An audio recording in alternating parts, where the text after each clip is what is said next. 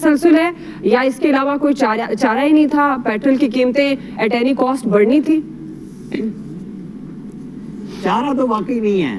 تحفہ ظاہر ہے ہمارے جتنے حکمران ہیں ان سب کا ہے, اس کے اندر حصہ بقدر جثہ سب کا شامل ہے کہ جن لوگوں نے اس وقت رجیم چینج کا فیصلہ کیا 16, 17, 18 میں اس کو کمپلیٹ کیا, ایک چلتے ہوئے پاکستان کو تجربے میں ڈالا. ظاہر ہے کچھ لوگوں کو تکلیف ہوگی میرے اسی فکر سے, صرف مجھے اس کی پرواہ نہیں ہے, لیکن آپ کو بات ٹھیک کرنی چاہیے. جب آپ نے تسلسل نہیں رہنے دیا کہ ایک دہشت گردی سے ملک پاک کیا, معیشت کو ٹھیک کی, انرجی کا کرائسس ختم کیا, آپ کو خیال آیا کہ اس ملک کو لاڈلے کو چلانا چاہیے, تو لاڈلا آ گیا.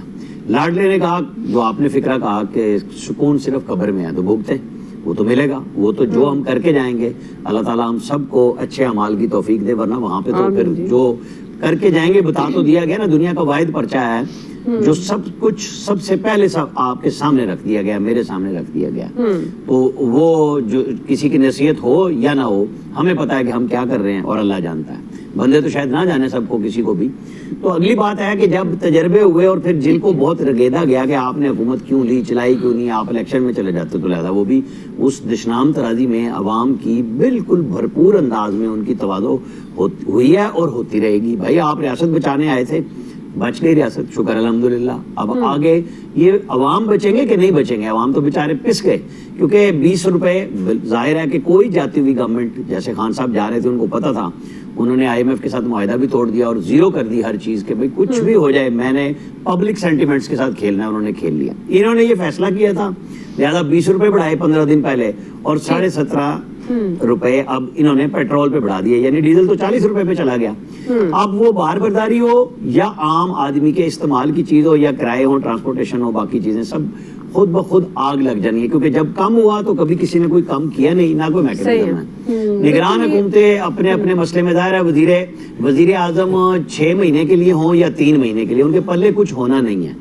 یہ فیصلے ضرور ہوں گے کہ ہاں ہم یہ کہیں گے کہ یار وہ تھوڑی بہت کسر کر رکھ لیتے تھے, یہ ظاہر ہے فل پاس کر رہے ہیں, کوئی جواب نہیں ہے, کوئی سوال نہیں ہے, کیونکہ اگر دنیا میں کہیں پیٹرول سستا ہوگا, اب ہم چونکہ بالکل اس قیمت پہ آگے ہیں جو جیسے میں خریدیں گے ویسے, یہی بجلی پہ ہمارا IMF کے ساتھ معاہدے یہی ہیں, ان پہ جب امپلیمنٹ ہونا ہے اور آپ دنیا میں نہیں رہ سکتے آئسولیشن میں, لہذا پاس کریے, برداشت کر رہا, پاس بھی نہیں ہو رہا, برداشت بھی نہیں ہو رہا, کریں صحیح ہے. تو پھر ریاض صاحب کیا کریں, نہ پاس ہو رہا ہے نہ برداشت ہو رہا ہے, عوام تو بیچاری. اور جماعت اسلامی امیر سراج الحق صاحب کہتے ہیں سخت نہیں ہے مہنگائی, برداشت سخت سے بھی کوئی اور لفظ ہونا چاہیے, اب تو بس ہو گئی ہے.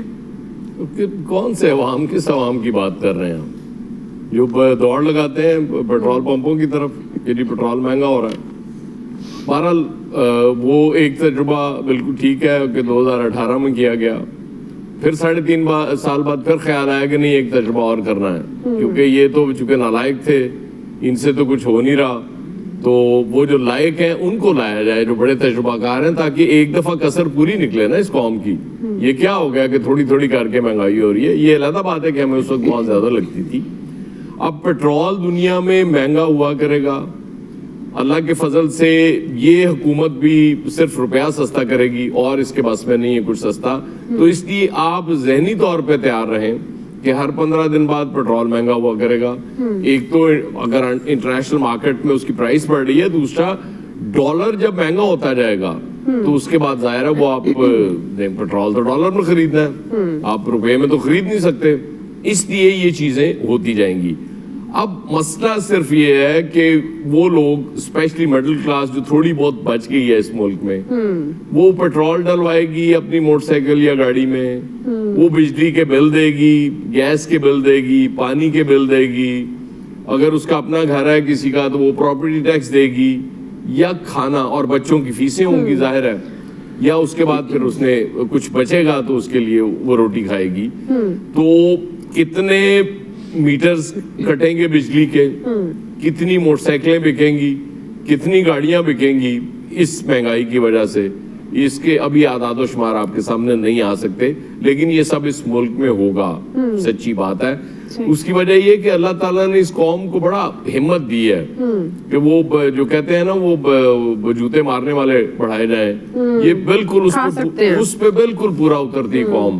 اور میں انتظار کروں گا کہ پیپلز پارٹی اور نون لیگ اور JUI महंगाई के खिलाफ मार्च कब करते हैं हम, उसकी वजह ये कि वो पीटीआई वाले तो इस काबिल आपने छोड़े नहीं कि वो एहतजाज कर सके।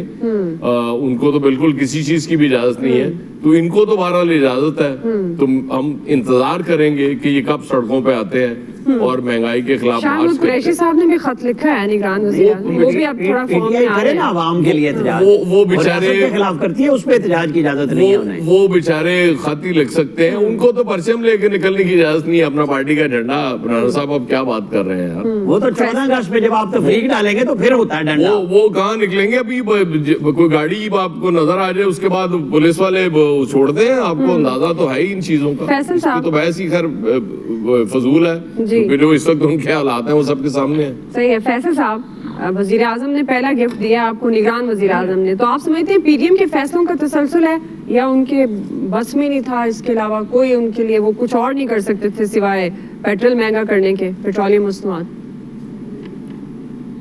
देखिए अब तो यकीन करें ऐसा लगता है जिसको आप तोहफा कह रही हैं, चाहे वो आप तंजन कह रही हैं, महावरतन कह रही हैं, अब ये हमारे नसीब का जो है वो लाजमी हिस्सा बन चुके हैं। अब ये मुमकिन नहीं नजर आता कि हमारी जिंदगी में ये तोहफे मिलना बंद होंगे, मिलते रहेंगे और इन तोहफों के बाहर तले जो है हम सबकी ना मौत बाकी हो जाएगी।